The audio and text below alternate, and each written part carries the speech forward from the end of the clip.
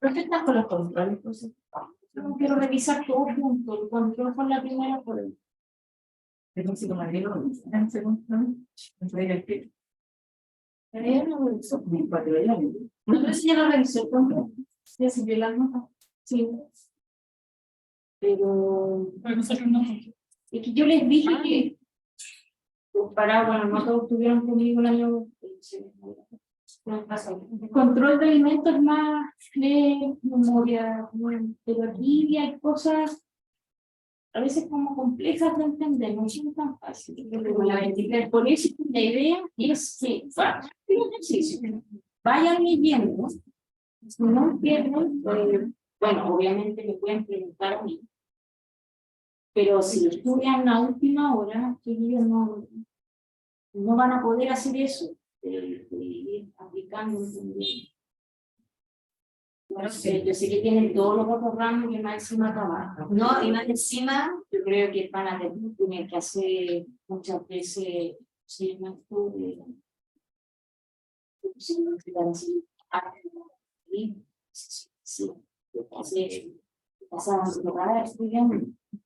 pero con la única manera que puedo sacar la cámara. Yo sé que tienen menos tiempo.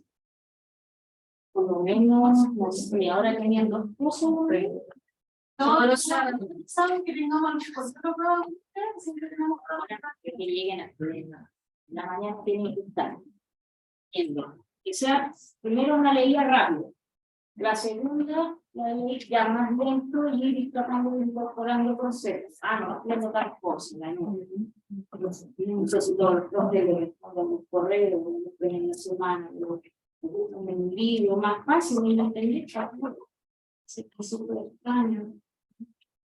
Van a tener que estar así, sin parar. Y las clases, las grabaciones se demoran, pero quita tiempo.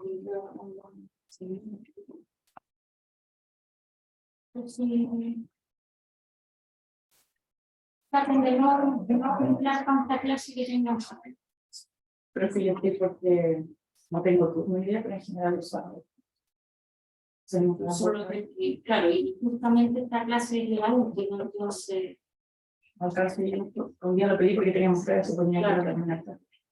Pero ahí ya viviendo no. Muchas veces no tienen mucha opción, pero yo tengo estos días para mí son protegidos. Se van a perjudicar.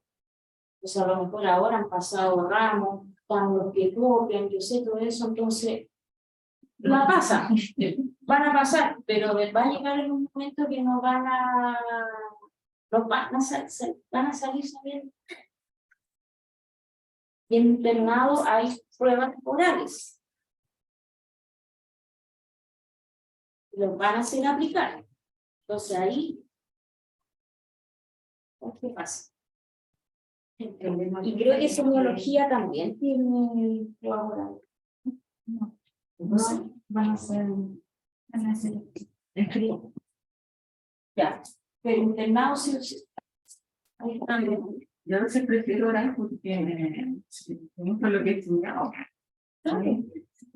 Quizás puedo llegar como claro, porque me pregunta el de verdad la semana pasada el control yo pensé que me había sacado un 7. Me demoré como 10 minutos a hacer la semana pasada. Me dice que como para terminar, entonces a lo mejor me faltó palabras clave. Una leída de pensar, no, pensar mejor lo que yo quería entender algo, pero no van a repetir. La segunda ya empiezan a repetir. Y la tercera es la mejor. Siempre llega a la segunda, tercera. Igual es harto concepto nuevo, como integrar esos conceptos.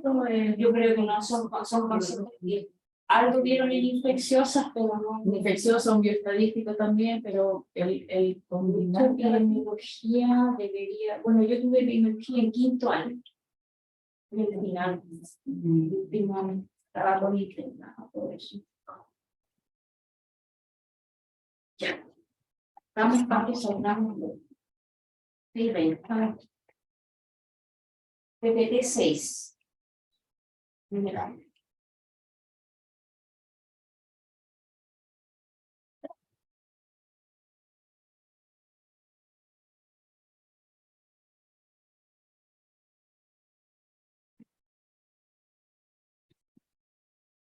Y vamos a ver mecanismos de transmisión y formas de presentación. Endemia, epidemia, brote, pandemia, gravitación, infecciones, actividades no visibles, emergentes y reemergentes. Vamos a ver la epidemiológica, siempre les pregunto eso, aprendas la y clasificación de agentes y vías de transmisión. Mecanismo de transmisión de enfermedades. Tenemos contacto directo, contacto físico entre animales infectados y susceptibles. Contacto físico. ¿Podrá ser sana? ¿Acústica? Sí, ¿correcto? Sí. Me hace con contacto físico. Eso de transmisión sexual a lo mejor, sí, claro. O de muerte. Claro. Una hematológica, claro, no hay que decir. Contacto indirecto. Contacto entre susceptibles infectados mediante secreciones frescas, acá ya estamos hablando de secreciones. Objetos contaminados, acuérdense, los fomites son los objetos contaminados, ¿ya? O gotas de aerosoles. Y cabe de cajón, COVID-19, todas las enfermedades respiratorias, la mayoría se transmiten por aerosoles. ¿A qué se refiere aerosol?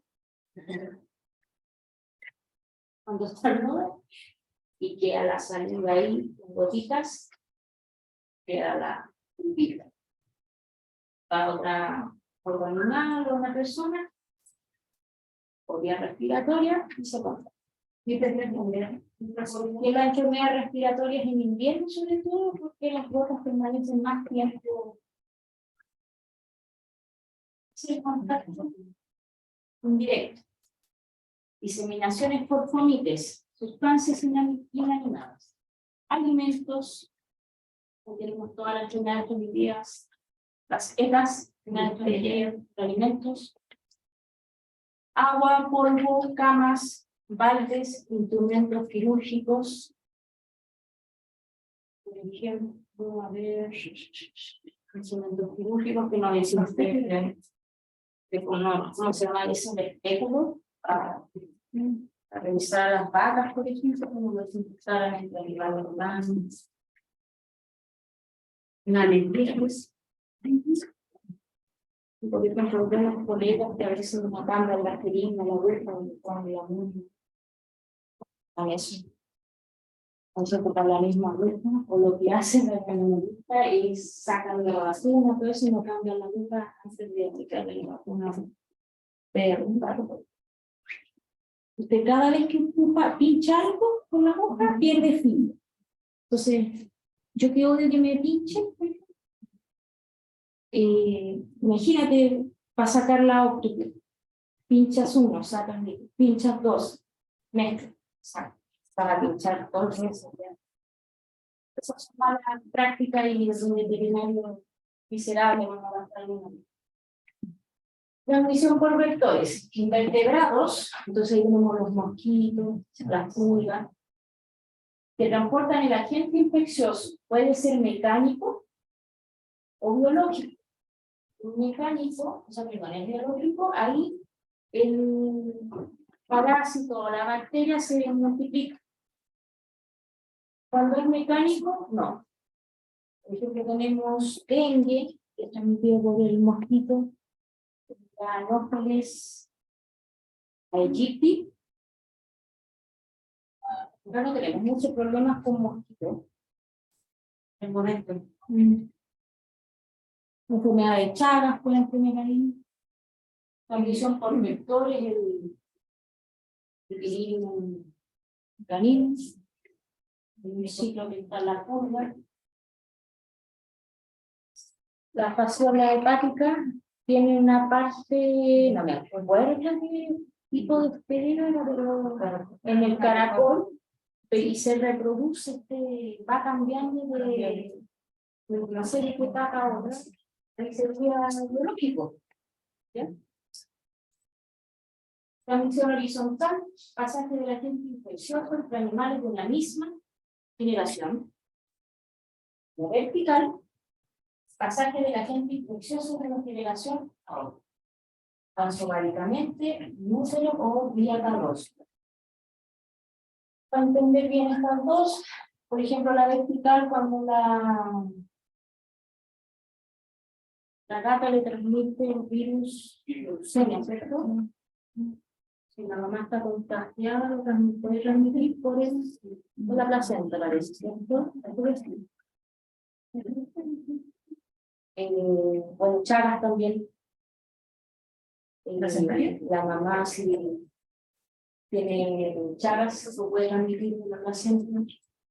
El toxoplasma, bueno, el toxoplasma, bueno, siempre le echa la culpa al gato, pero el gato son los menos casos. En general, la mayoría son por tipo alimentario. Pero siempre que la mamá le transmita la SIDA, por ejemplo, la mamá le transmita los bebés, los cachorros, la enfermedad. La horizontal sería, por ejemplo, el COVID-19, entre la misma generación, a eso se refiere, que no hay, no se habla de vertical, que sería de una generación a otra, porque la mamá se lo transmite al hijo. Entonces, tenemos dos definiciones, infecciosa y transmisible. Infecciosa por enfermedad producida por microorganismos, pero tiene virus, bacterias, y la enfermedad transmisible, enfermedad transmitida de una persona infectada a otra y por vías no naturales. Todo lo que estamos viendo, las enfermedades que vienen del SAC, todas esas son transmisibles y son infecciosas también a la vez. ¿Cómo por vías no naturales? ¿Será por vómito? Sí, debe que estar incluido también. Creo que también va por ahí. Pues, pero se refiere a que se transmite, transmisible. ¿Sí? Que si ponemos una enfermedad infecciosa producida por microorganismos, parvovirus, es producida por un virus. Claro. Pero es transmisible porque se transmite por fomites. Sí, ahí se transmite a través de las fecas. Si uno la diarrea es la que tiene el virus.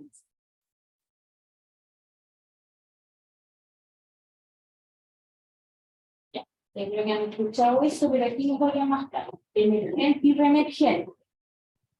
Enfermedades infecciosas que surgen en lugares y momentos específicos, tiempo, lugar, persona, y se convierten o amenazan con convertirse en nuevas epidemias.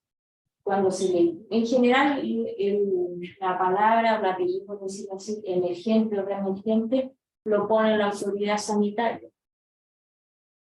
Pero, por ejemplo, emergentes serían como enfermedades nuevas. O a lo mejor podríamos decir emergentes a nivel mundial o emergentes para Chile. ¿Se acuerdan que hay una gran cantidad de listas de enfermedades que no se han detectado en el país? Eso significa que no se han detectado porque no se han encontrado casos o a lo mejor no se han diagnosticado, ¿no? Y tienen que pensarlo de esa manera. Pero a eso se refiere, o sea, se aparecería de esa lista que vimos alguna enfermedad ahora en el país de esas sería emergente. ¿Ya?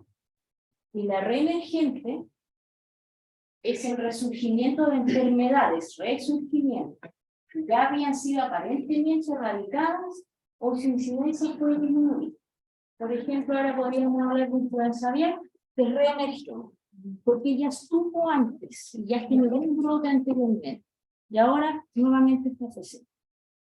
Si se presentaran casos de fiebre aftosa, lo mismo, podríamos decir que es reemergente. Porque antes, no necesariamente que se haya erradicado o llegado a un límite cero casos, sino a lo mejor llegar a un punto de muy pocos casos.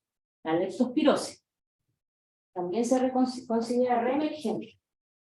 Años atrás, era muy frecuente, empezaron a bajar los casos, pero nunca llegó a un 0, pero sí se veían muy pocos casos y ahora se están presentando más casos. Los en casos humanos, si hubieran brotes o a veces eran personas con polio, ¿Sería reemergente? porque ya hubo ese problema. Entonces podríamos empezar con casos de cólera. Nativos de acá, que se produzcan acá. Le dije en alimentos también, aunque se han presentado casos de cólera acá en el país, pero vienen enfermos de afuera. También hay un concepto que sea nativo. Hay un diplomado de enfermedad energética y reemergente. Estos plátanos no, pero igual tiempo. Ahí sí que aquí para que estar endémico. La primera de las noticias que el COVID-19 va a pasar a ser endémico, y ya significa que ya se quedó. Y erradicarlo, muy difícil. Controlarlo, sí se va a poder. Tenemos que ver qué pasa ahora en invierno. La enfermedad se mantiene estacionaria a través de los años con leves fluctuaciones. La idea, yo creo que lo que va al COVID-19, las fluctuaciones van a ser en el invierno. Vamos a ir viendo en el verano, poquitos casos, enero, febrero, y la parte ya cuando empieza a septiembre va a subir un poquito, pero no tanto. Presencia regular y predecible de una enfermedad en una región determinada. Dice regular y predecible, porque se hace vigilancia epidemiológica. Entonces tenemos hacia atrás toda la información de cuántos casos de vida. ¿Por qué se vacuna anualmente contra influenza en personas? Porque se saben esos datos.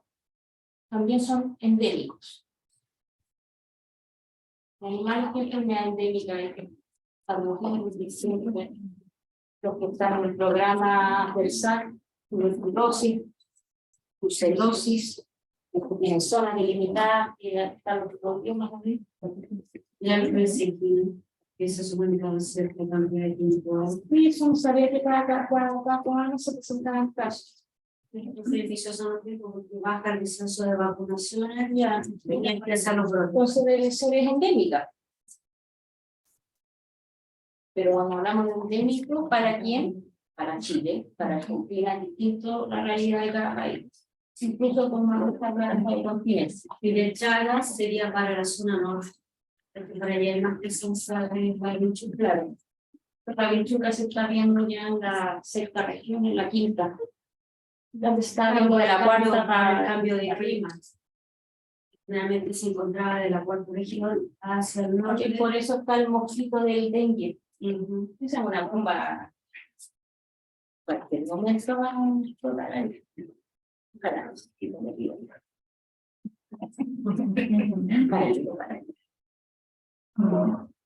Bueno, con todo lo de la migración, es verdad, ¿no? Epidemia. Aparición de un inusitado número de casos, número excesivo a lo habitual. Como yo sé, más casos de lo habitual con vigilancia epidemiológica. Porque si tengo la información para atrás de los otros años, entonces yo puedo darme cuenta, sí, en verdad se está viendo un aumento inesperado, desesperado. En un tiempo y área determinada, nuevamente, la rueda epidemiológica.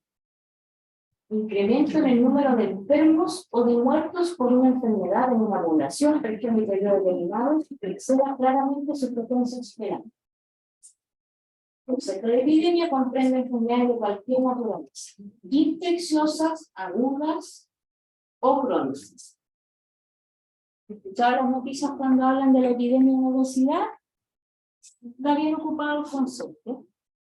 Porque si comparamos con años atrás, ¿cuáles eran los problemas que habían, por ejemplo, eran de desnutrición, sobre todo en los niños? Y hoy en día lo que vemos es el contrario: obesidad infantil y obesidad adulta. Entonces también lo podemos aplicar en enfermedades crónicas. No solamente quedamos con la palabra epidemia, que sean de tipo infecciosas o agudas, pero que también lo podemos ocupar en crónicas no transmisibles. Número de casos es indefinido, ya que depende de la frecuencia habitual, la cual puede ser muy poco frecuente, enfermedades de presentación esporádica, o incluso cero, enfermedades sexuales. De acá, ¿ya? Así pues, no es necesario que la enfermedad sea endémica. Acá está. Bueno, yo se los pasé alguno el año pasado, no sé si lo habrán visto ustedes. Número de casos de una enfermedad o condición de salud que es mayor de lo que se esperaba, inusual o inesperado. Presencia de dos, y esta es la clave para decir que es dos o más casos, ¿ya? Una enfermedad relacionados epidemiológicamente por diferentes factores como lugar o momento de exposición o de inicio, cuadro clínico y características de los individuos enfermos, sexo, la raza, peso técnico, entre otros. Lo que yo les contaba en el otro ramo, por ejemplo, yo en mi casa somos dos personas. Estamos contando perros, somos dos humanos. Y a veces uno puede empezar con vómito, diarrea, y el otro a lo mejor no inmediatamente, pero a las horas podría ser. ¿Podría decir que eso es un brote? ¿Según eso? Sí. ¿Qué relación epidemiológica relacionada con el lugar o el momento de exposición o inicio? Los dos comimos en la casa y la misma comida. Cuadro clínico tenemos lo mismo, vómito, diarrea. Característica de los individuos. Sexo, la raza, pulso técnico, entero. Me equivoqué, pero me mate la casa corregir, pero la pregunta es la influenza aviar. Entonces, por eso que estamos actualmente en un brote de influenza aviar. Se había erradicado, pero se sigue haciendo vigilancia. Y ahí se tiene que verificar, se erradicó, pero no hay nadie de traspatio y nadie de planteles.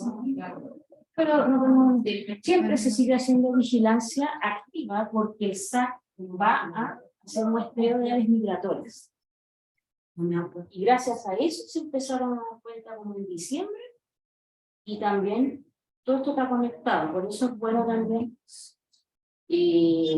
lo que hace el SAC de avisar a la ONSA, ¿sabes? Estamos empezando a detectar aves migratorias. Y eso ya se sabía que iba a pasar, porque ya había problemas en Estados Unidos y en Europa. Entonces ya estaba por lo menos preparado. Lo mismo que el COVID-19. Todo este show del COVID-19, no me acuerdo en qué ciudad era de China, partió, y ahí se empezó a dar la alerta, en este caso a la OMS, la Organización Mundial de Salud, y ya se sabía que en un momento u otro iba a llegar a Latinoamérica y acá a Chile. Esa es ventaja porque nos fuimos preparando. Se supone. Tampoco puede creer más allá. Porque la serie de la salud está... No hay ni plata para tener a la gente. Este público está malo. Lo que se puede hacer. Acá tenemos una diferencia. Mira, un caso de fiebre aftosa en Chile por influenza aviar en construcción. Esto lo de antes, no ahora. Es un brote y constituye una epidemia. Porque, acuérdense, la fiebre aftosa está erradicada y la influenza aviar también estuvo varios años erradicada, pero ahora apareció. Entonces, como se presentaron casos, hablamos que es brote y también constituye una epidemia. No solo porque rebasa la frecuencia esperada de 0, porque estaba erradicada, es debido a que si lo establecen las autoridades de salud animal, el SAC, por las implicaciones sanitarias, sociales y económicas. Al final es el SAC que determina la base del brote. Por ejemplo, se van a presentar 20 casos y no lo van a declarar como un brote. 2 casos de tuberculosis bovina en un predio de Chillán constituyen un brote, pero no necesariamente son una epidemia, puesto que la enfermedad es endémica en esa región. Entonces es esperable encontrar una cierta cantidad de casos. Erradicación. Medidas orientadas a la interrupción total de la condición de una enfermedad infecciosa y la desaparición del agente causal. Completa exclusión del agente infeccioso. Reducción de la prevalencia de una enfermedad en una zona a un nivel que no se permita su transmisión. Reducción de la prevalencia hasta niveles donde la enfermedad deje de ser un problema y exclusión regional de un agente infeccioso. ¿Qué factores tiene que tener un microorganismo para decir que van a ser? Y se pueda pensar que se puede erradicar esa enfermedad? Infección resulta en inmunidad permanente. Hay algunas enfermedades que generan eso. Si no es así, difícil que se pueda erradicar. Entonces, el COVID-19 se podría erradicar, solo no, porque te genera por un tiempo. Tampoco. Con una inmunidad por un tiempo. ¿Qué más? ¿Cuál es la que puede erradicar en humano? La viruela.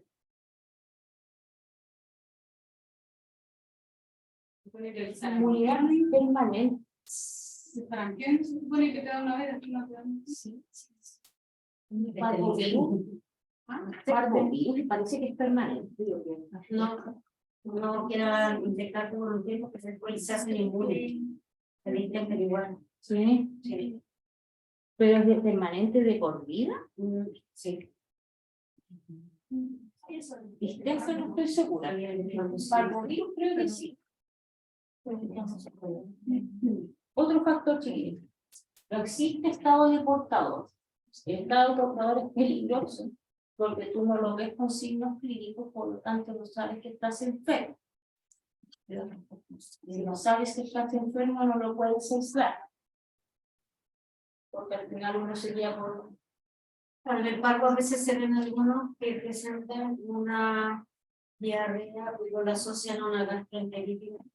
Le da muy padre, pero igual está con el parvo, sí, está diseminando, pero los síntomas son tan leves que no la asocian a Lo que pasa también con el COVID-19, o hay alrededor de unos 3 días que uno está contagiado, está liberando virus, pero no tiene síntomas ni signos clínicos.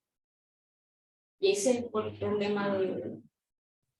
Al final uno se empieza a urgir, a sospechar cuando empieza con estornudo, dolor de cabeza, tos, cosas así. Pero en 3 días previos antes que se está diseminando el virus y no tienen suficiente con enfermedad.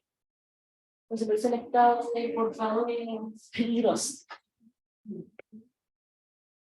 Reservorio solamente humano. O sea, una enfermedad que solamente en este caso afectará a los humanos. ¿Los peces? Hay varias.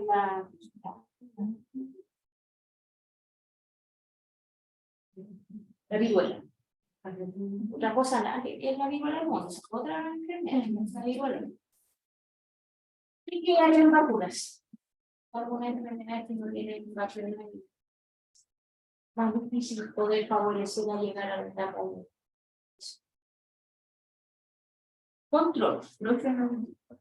Las vacunas para las enfermedades que tienen que... O sea, hay vacunas para todas las enfermedades que hay aquí. ¿Para los animales? Sí, por lo yo creo que hay una vacuna, por ejemplo, del virus de inmunodeficiencia felina que no está acá. Y el problema también, por ejemplo, con la de la leucemia felina, los serotipos son diferentes. Ahora si usted me pregunta, ¿cuál es el serotipo que predomina acá? Quedamos así. Porque son poquitos los datos que se diagnostican, uno, y dos, tienes que llegar y ver qué tipo de virus tiene. Pero ya ves, entonces la vacuna que traen es de afuera, de Estados Unidos. Tiene otros serotipos. Ahora, déjenme decir, profe, ¿cómo podríamos saber que el serotipo es el más prevalente en el país? Haciendo estudios. Pero como no es de enfermedad de tipo económico, por eso lo hacen difícil, tendrán que hacerse tesis, cosas así. Le pasa lo mismo para el, creo que para el virus de inmunodeficiencia también. Y así. Hay algunas cosas que no se saben, entonces hay que tener cuidado con las vacunas que nos van utilizando también. Control. Medidas orientadas a disminuir muertes y casos por enfermedad, pero no dejarlo en un nivel cero. Tiende a disminuir. Reducción de la morbilidad y mortalidad a través de medidas. Control de una enfermedad es un proceso continuo que se puede lograr previniendo la manifestación de la enfermedad o tratando a los individuos enfermos. Eliminación, medidas orientadas a la desaparición de la enfermedad. ¿Qué acciones se involucran en el control y erradicación de una enfermedad? Tenemos algunas que no hacen nada y se deja que el curso natural de la enfermedad, porque es autolimitado. Por ejemplo, a ver, lo voy a hablar como de manera clínica, pero hay algunas enfermedades que dicen que mejor no tratar porque después se les va a pasar. Por ejemplo, ese se hace eso con la tos de las carreras. Podría ser, ¿no? O a lo mejor usar la domodécita. Pero piénselo que aquí estamos hablando de grupos de individuos, no medicina enfocada al individuo. Cuarentena. Aislamiento de sospechosos, enfermos susceptibles. ¿Por cuánto tiempo? Bueno, se manejan ese concepto, ya pasamos por eso. Sacrificio. Bueno, no hubo acá en el público, sí. Eliminación de animales enfermos. ¿Lo que pasó ahora con la influenza aviar? Plantel, la granja completa. No habla más allá de las noticias, pero en general. Eso es comunicación de riesgo. Obviamente te va a disminuir la productividad y la fuente de infección de lo que estás haciendo, sacando la fuente de infección para otros niveles. Sacrificio preventivo, eliminación de animales expuestos o poblaciones de alto riesgo, generalmente usado en situaciones epidémicas. Yo no sé, tendría que consultarlo con algún colega, pero puede ser que no solamente se haya eliminado a lo mejor una granja, que son galpones grandes, chiquitos, a lo mejor las otras también. A lo mejor no tenían contacto entre ellas, pero a manera de prevención, lo prefieren así. Por la fiebre aftosa, si llegara a haber un caso, o con la rabia, que significa que se eliminan los animales, ¿cierto? Por lo menos en la fiebre aftosa yo sé que se eliminan los animales, creo que podrían haber estado expuestos a... Sí, pero en rabia es un protocolo. El protocolo sí es distinto. En mascotas, en los animales de compañía. Sí. Pero cuando son animales de producción, muchas veces se prefiere hacer sacrificio preventivo. El stamping out es eliminación de animales y destrucción de los cuerpos bajo un entierro y una quema de ellos. Yo creo que eso tiene que haber hecho acá. Lo sabía. Otra acción, vacunación, mejora la respuesta inmune, pero no previene la infección. Es una acción preventiva. A veces algunas personas se enredan con eso, con el tema de vacunación, por eso uno tiene que trabajar y hacer así. Al final uno se transforma en un asesor. Sobre todo en el COVID-19 se vio porque no entendían que ya me vacunaron, entonces poco menos chip libre, así como no es así. Pero eso se ve que hay problemas de educación a nivel de educación de capacidad. Vacunación estratégica, evitar ingresos en comunidades o limitar diseminación en epidemias. Vacunación juvenil y lo que se llama, ¿te acuerdan de eso? Inmunidad de masa. Lo que se quiere, se generó, yo creo, con el tema del COVID-19. Creo que la vacunación en el niño por grupos. Por ejemplo, que hubieran vacunado con influenza, ya eran varios planteles. Por ejemplo, al final tomaron la decisión, yo creo, de no hacerlo y de eliminar las aguas. Acá, por ejemplo, con COVID, no sé si será la recibida, pero no se van a hacer, bueno, la verdad no lo estaban en salud. Claro, porque ellos están más. Podría caber aquí, ahora a mí también me tocó vacunar área de salud porque trabajo en la Seremi de salud, pero yo no tengo contacto, pero al final la indicación fue esa. Entonces nos mandaron a todos a... Sí, de hecho, no corriendo. Y claro, ahí se empezó y ahí ustedes ven, lo que pasa es que también se hizo eso por la disponibilidad. La idea era para vacunar todo, pero ese tema se hizo por la disponibilidad, que no había la cantidad suficiente. Y obviamente tienen que vacunar a la gente que está en riesgo, que no están en mayor riesgo en el COVID-19, no la gente del área de la salud, pero los que trabajan, porque sobre todo en urgencias, hospitales, que se necesitan, los SAP, los espantan. Ellos son los que están en contacto con las personas que podrían estar en público. O personas también que atienden en los servicios de salud, porque no necesariamente son médicos, o administrativos. Terapias profilácticas, tratamientos en situaciones de mayor riesgo o frente a ciertas condiciones de manejo postoperatorio. Consecuencias, resistencias y enfermedades, claro, cargando antibióticos, frente a la luna. Por ejemplo, si un perrito se enfermó de distemper y los otros 3 están ahí, se podría dar con antibióticos, 3 más, o vitaminas, cosas así. Eso se refiere con terapia antiviral. Pero acuérdense que está el problema de la resistencia, porque se van a ocupar antibióticos. Desplazamiento de poblaciones susceptibles a zonas de mayor riesgo, traslado de animales.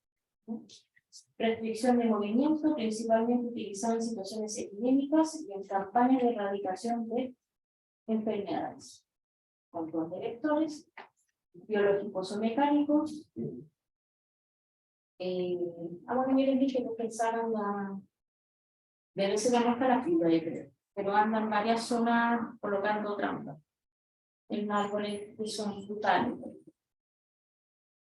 Desinfección de fomites, materiales y productos. Bioseguridad, procedimientos que permiten disminuir la posibilidad de ingreso o diseminación de agentes infecciosos. Mejoramiento genético de especies productivas. Eso se ve harto, por ejemplo, en la agricultura, en salmones, por ejemplo. En área, en eso que se hace un mejoramiento genético. La idea es elegir las especies o los individuos que tienen genes a lo mejor que se ve que sean resistentes a ciertas enfermedades, y eso se hace. Eligen los individuos que tienen esos genes y los eligen, los seleccionas y los reproduces, y te manejas con ellos. Eso ya se hace con salmón. La vigilancia epidemiológica científica, por eso el SAC saca esos informes, porque hace vigilancia epidemiológica, tiene los datos. La zonificación es otra, zona libre, zona importada, la institución se realiza en función de una enfermedad específica o enfermedades que comparten condiciones epidemiológicas similares. Factores relevantes en programas de control y erradicación. Nivel de conocimiento sobre la enfermedad. Tiempo de transmisión de socorro. Idea de conocer la historia natural de la enfermedad. De lo que pasó un poco con el COVID-19, al principio no se sabía bien de dónde venía, cómo se produjo, no se sabía la historia natural de la enfermedad. Y eso se tiene que conocer para poder hacer programas de control y erradicación. La infraestructura, la fiabilidad del diagnóstico y sistema de vigilancia. Al final, por ejemplo, el COVID-19 se vio algo mejor en hacer PCR. Y entonces lo empezaron a implementar en varios laboratorios haciendo PCR. Entonces, estaba justo yo trabajando en la facultad de clínica, teníamos 2 equipos de PCR en tiempo real, que estaban pidiendo para poder implementarlos para hacer el diagnóstico con COVID-19. O sea, equipos que se ocupaban para otras enfermedades se empezaron a poner, porque empezaron a comprar y a pedir y todo el mundo estaba lo mismo, entonces hubo un... Conversión de equipo. Disponibilidad de animales de reemplazo. A veces es lo que pasa, por ejemplo, se afecta sobre toda la granja de reproductores. Complicado ahí. Objetivo del sector productivo y de la sociedad. Implicancia de la enfermedad de salud pública. Es una zoonosis. No es zoonosis. Son distintas las implicancias. Legislación y compensaciones. Como decía la Bárbara, creo, Sandoval, que tenían seguro, hay seguros comprometidos, porque uno dice, van a perder todas las aves, entonces hay seguros que hay comprometidos. Consecuencias psicológicas, recursos económicos y costos del programa.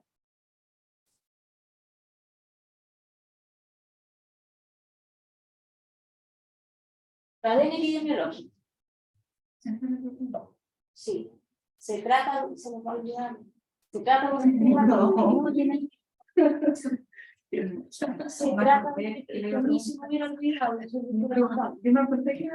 un se trata de un esquema desempleado. Yo pregunté o no, Te dijo al inicio de la clase, esto se lo voy a preguntar.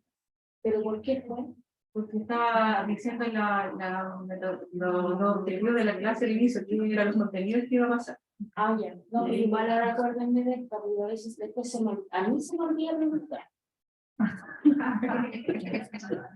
Me pasa eso, porque a veces se me van ocurriendo preguntas y después no me acuerdo qué era.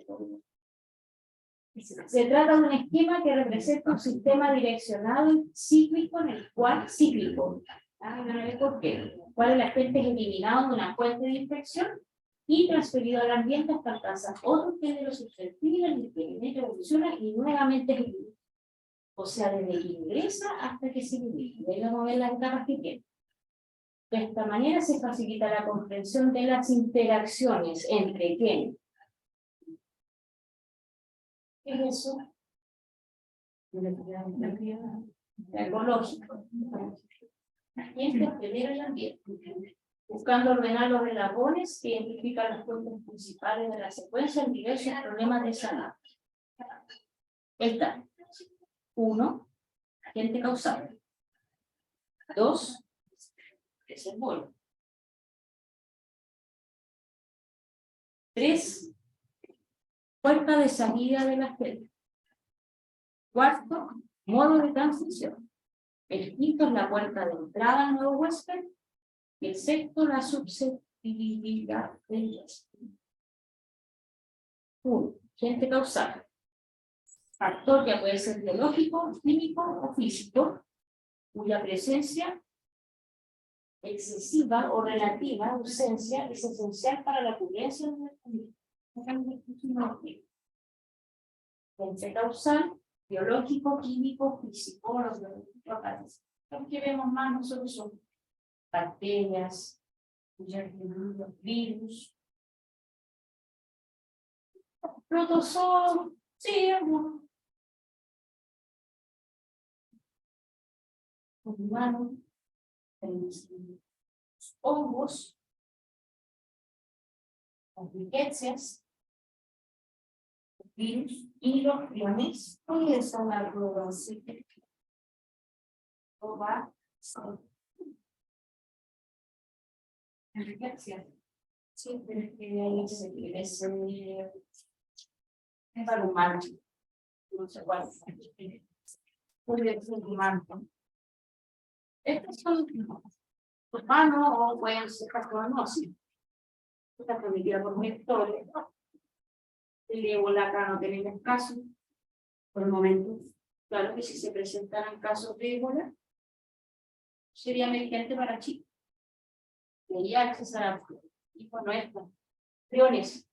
Recuerden que son proteínas, no una alteración formación molecular distinta y el problema que se van a cuidar.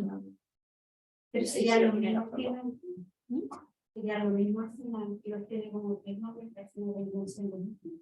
Encefalopatía es constitución, es Ocurre, que también dice lo mismo. eso para humanos. Pero también es producida por priones, a eso vale.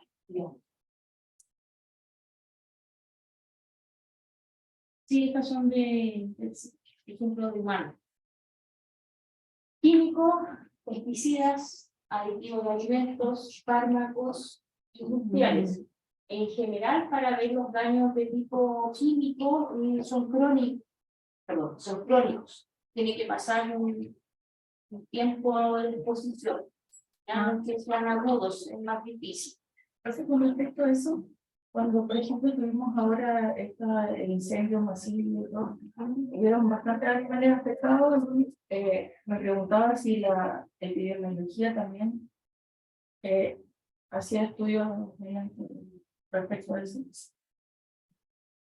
Pero de las consecuencias, No sé, porque claro, ahora si pasa esto, cuando lo estaba escuchando, creía que, claro, si es crónico, por ejemplo, que aparezcan después de un cierto tiempo animales dañados por en ese caso el daño fue agudo, pero no sabemos el nivel del daño.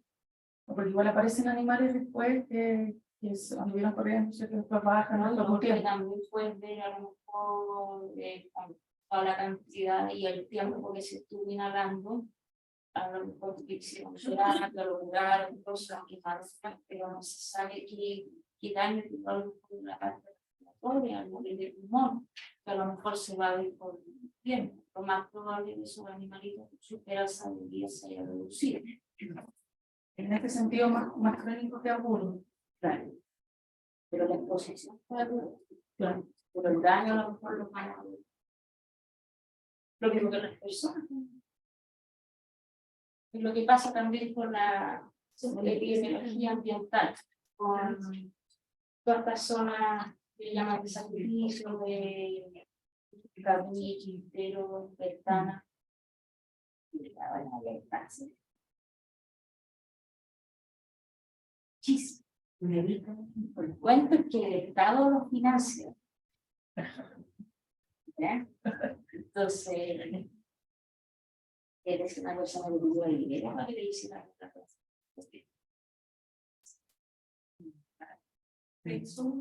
Pero se hacen tomar muestra a 100 personas, niños, adultos, Y después los compararon aquí con los de un grupo de la reina. claro, no tienen exposición, no tienen la causa probable. Y sí, bueno, en el norte también, la tesis con el sánico de plomo, ella es una mujer con plomo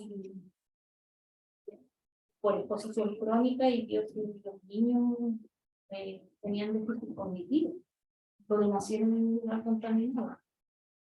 Los niños que son ya de escasos recursos, bajos recursos, entonces los limitas por todos lados a ellos. Puede ser también como los campamentos que se forman alrededor de los basurales.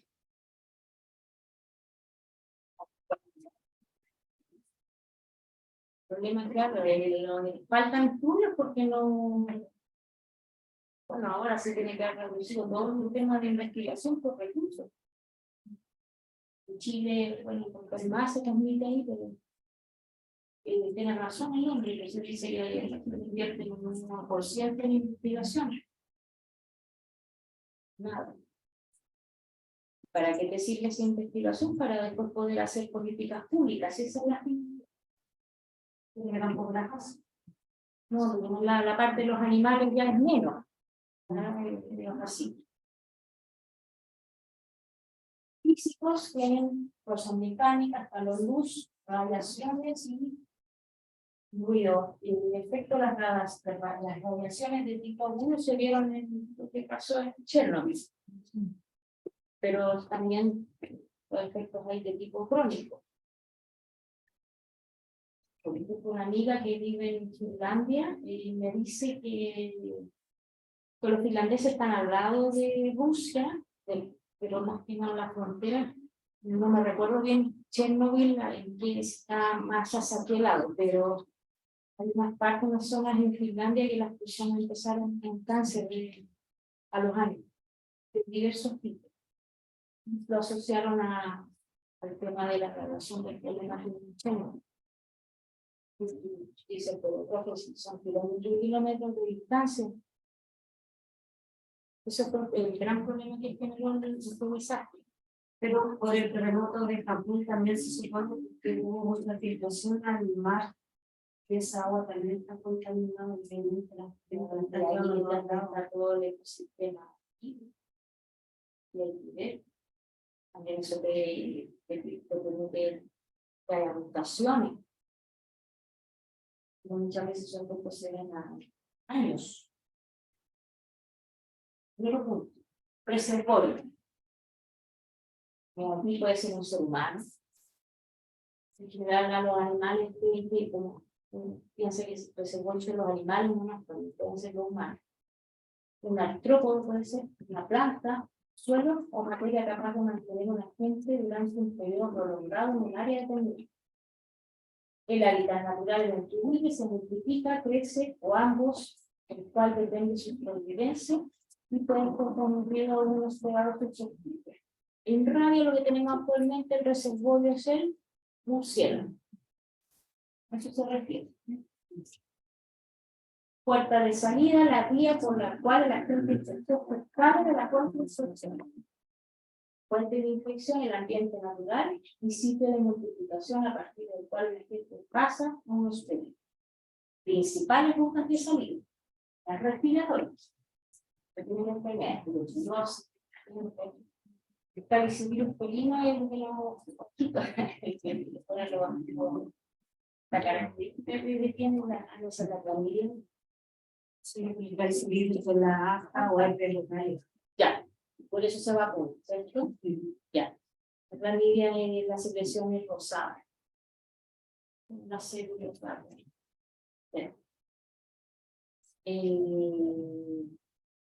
Ese es calicivirus. Se me enredan. Urinarias, la brucelosis, que es la que nos conoce, el PGT, amoniasis, losis de orina. La orina del roedor es la que tiene la leptospira.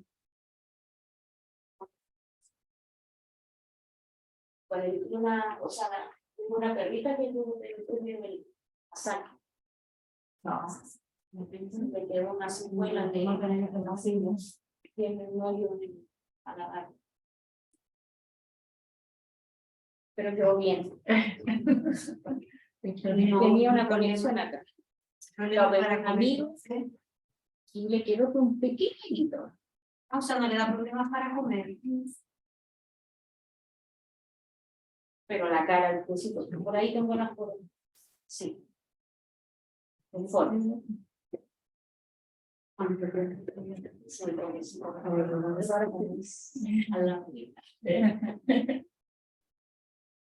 Digestivas. Parvovirus canino, la mayoría de las parásitos tienen diarrea y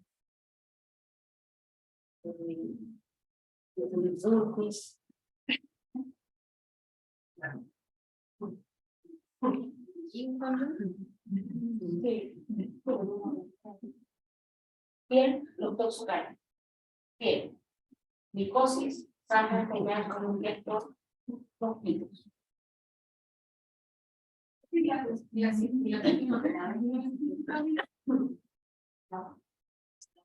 Puerta de salida. Pero ¿cómo la volvemos? Eso no es correcto. Plasma. ¿Cómo se transmite el plasma? Cobertores.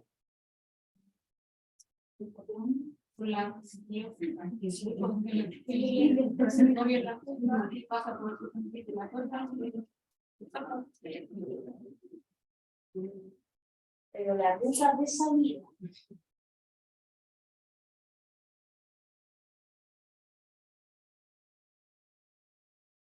el paso al sistema circulatorio y de ahí ¿para dónde? La pulga, la pica. Claro, por eso digo yo que vendría siendo como un vector. Claro. Y la pulga sería la pulga con el micoplasma, infecta al gatito que no tiene. Exacto. Y lo tiene que, o sea, la ruta de salida y sería, claro, La salida de los mismos. y la pulga, y no el es de lo que entrada fue de lo la que piel. dice. Pero la de entrada sería piel, Piel. pero la de salida ahí quede como, Claro, porque sería igual como la de la equina. La picadura de la pulga, no, la salida, porque así va enfermando a otro animal. Porque lo que entra en la saliva. La saliva, la picadura de la pulga. la picadura, porque en la picadura también. Es sería digestivo. Estas clasificaciones se tratan de hacer como para ordenar, pero a veces siempre van a haber algunas enfermedades que no te van a calzar así como, No nos vayan a preguntar por eso. no les puedo dar ejemplos, se supone que debería darles que me den ejemplos de por infecciosa.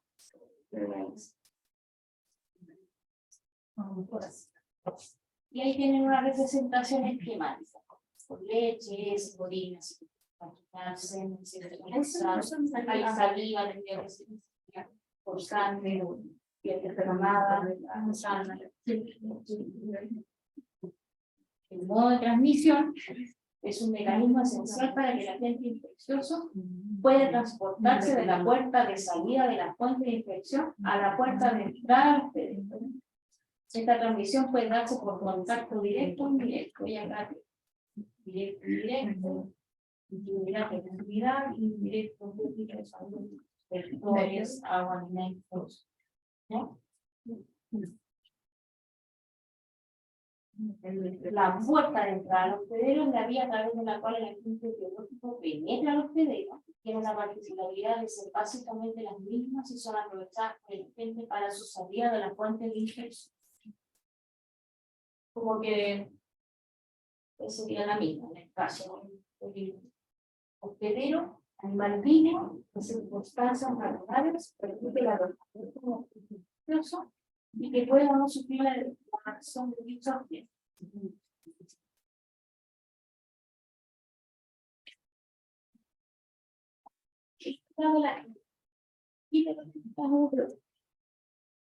Infertilidad.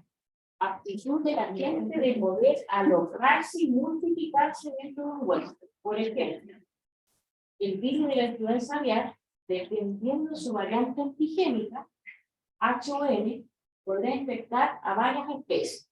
La que está ahora sería de qué tipo de infectividad, alta o baja, alta, ¿cierto? Porque ya vimos que están los churrungos metidos, los lobos marinos, las aves, delfines también. Salieron 2 casos de delfines. Y humanos, sí, humanos. Las aves, las otras, las de las aves, la reproducción.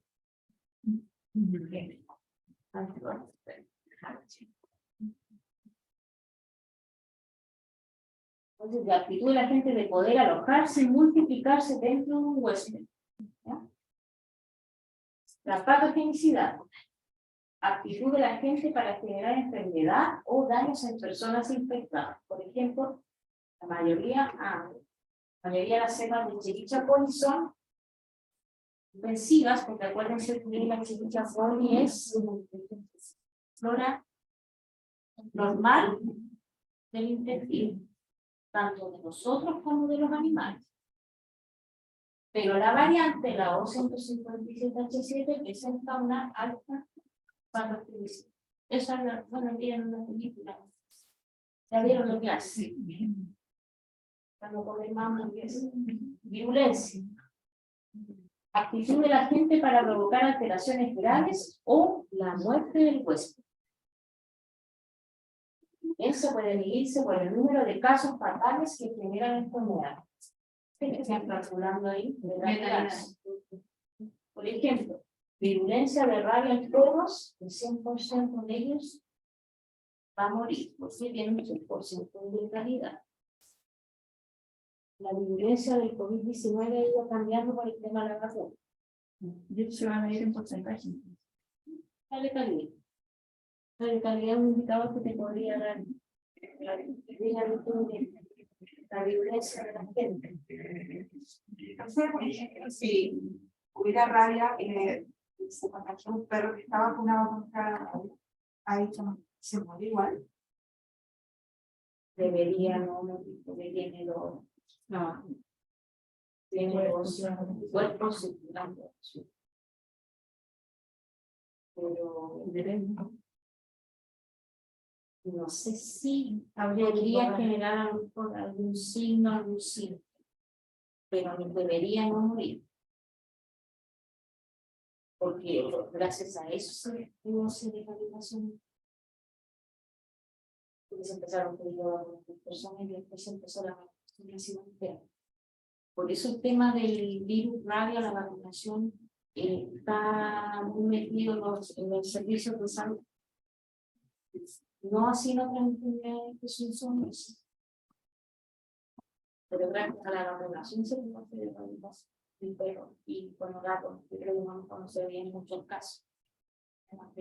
Pero puede ser también a lo mejor también ido cambiando los patrones del tema de animales de compañía. Atrás los gatos, yo creo que serían más legales en la casa que más como son actualmente.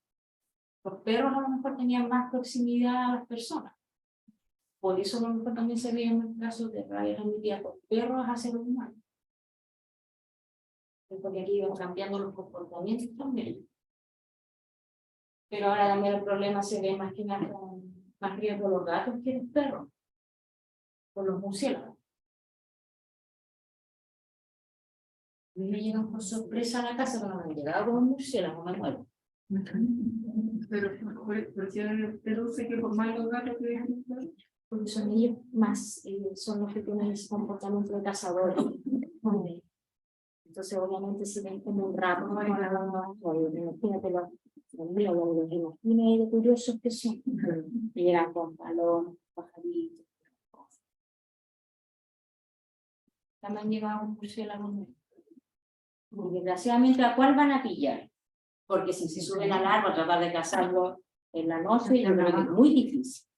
El que pillan en el día, si pillan en el día, el que es lo más probable que sea positivo a la vez. Recuerden que más o menos el 1% de las colonias, una colonia murciélaga, el 1% positivo al virus rabia, no todos. Entonces no es que uno vaya a ver un murciélago, no. Pero dentro de ese 1%, por eso en el día se desorientan, si ellos en el día están durmiendo. Entonces, verlo en el día es porque está enfermo. Eso es lo raro. Nunca lo tomen por las manos. Tirarle como una caja encima o agarrar unos guantes gruesos. En sí deberían llamar a la Secretaría de Salud o a la municipalidad, pero ahí empieza el problema. Ese murciélago se tendría que llevar a ISP. O sea, que si tengo dos murciélagos, Pero la idea es que esa recogimiento, recolección correspondería que hacer un funcionario municipal o de la comunidad. Pero ahorita el problema que es morfología. Referido al tamaño, forma y composición de la gente, esto determina su tipo de identificación, su tipo de transmisión. La inmunogenicidad, capacidad que tiene la gente de inducir una respuesta protectora. Y ustedes se acuerdan más para la respuesta inmunomoral y la respuesta inmunocelular. Inmunología. Esta característica depende de la estructura antigénica. Por ejemplo, los virus tienen ciertas proteínas, a eso se refiere con la estructura antigénica. ¿Qué tipo de respuesta inmune va a generar? Si un agente genera inmunidad, es posible elaborar vacunas para generar una respuesta protectora. Viabilidad, capacidad de sobrevivir fuera del hospedero, o en el ambiente o en el exterior. Por ejemplo, la capacidad de sobrevida del virus rabia en el ambiente es de minutos. Y en comparación con la sobrevida del leptospira. Por ejemplo, el carbunco bacteriano, como genera esporas, o sea, se puede generar esa forma también, ahí puede estar años. Por eso ustedes hablan de los campos malditos, cuando se murió un animal ahí, se hace la necropsia en el mismo, al final contamina. Pero no se supone que no se debe hacer necropsia cuando hay sospecha de carbunco. ¿Qué lo hacen? Sí, porque por lo menos lo que nos explicaba de que si había sospecha, se tenía No que se hacer debe una hacer. zanja, tenía que enterrarse el animal en el mismo lugar y iba a haber sangrado por todos los orificios naturales del animal, entonces era como, ya, no hacemos nada. El problema es que cuando sales por ahí, cualquier animal que lleve se va a infectar y Claro, por eso te quedan los campos malditos específicos. Pero por eso también tienen que saber de signos y sintomatología de las diversas enfermedades que afectan a los animales para saber cuándo abrir y cuándo no abrir. Pero, y esa enfermedad que lo han hinchado. Sí, ahí fue un indicio. Igual, hay que tener cuidado, porque a veces también, a veces son vacas y sintieron también el dueño quiere saber el por qué, porque puede darse una intoxicación por alguna planta, no sé. pero es que por eso hay sangrado y esa hinchazón tan que rápida. haber un veterinario ahí mismo, bueno, pero ahí estamos, digamos, otro tema que no todos los productores se asesoran por un veterinario y muchas veces el veterinario va cada cierto tiempo, son como visitas, no está ahí permanentemente. Pero creo que debe haber buena información, me imagino, con respecto a eso. La variabilidad, capacidad de adaptación de la gente a condiciones cambiantes del hospedero o del ambiente. Por ejemplo, los virus influenza presentan mutaciones, ¿no?, lo que dificulta su prevención, diagnóstico o tratamiento. El COVID-19 también, mutaciones, y por eso se van hablando de la cepa, variedad, las variantes.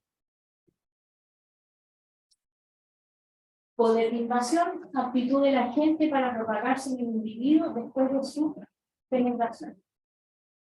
Entonces, la idea es que cada gente que ustedes fueran estudiando, por ejemplo, infecciosa, vayan viendo cada característica. Uno que la puede tener, otros no, otros más, otros menos. Por eso se refiere a las características de la gente. Y por ejemplo, para lo mismo una enfermedad o a una gente, van pasando punto por punto y van viendo cómo se presenta.